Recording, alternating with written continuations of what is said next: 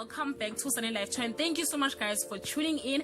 We are talking about Imbewu, the seed, guys. It was reported that Thokozile is going to die, and funny enough, the Bengu family does not buy that story because of these reasons.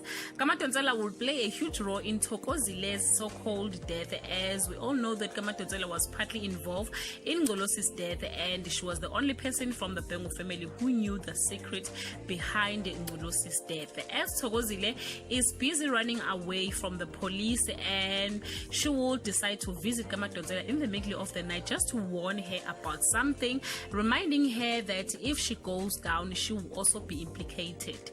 So she must keep the secret to save her life.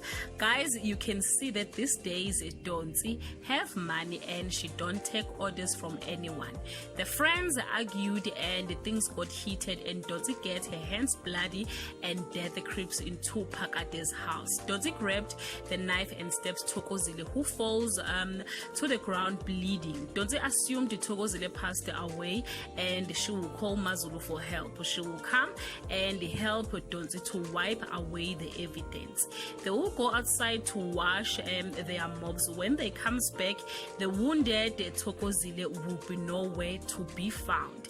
Nkuleko will come to Phakate's house to announce her mother's passing and that she was found dead next to the road. Kamatonsela will not hold herself but confess to Nkuleko that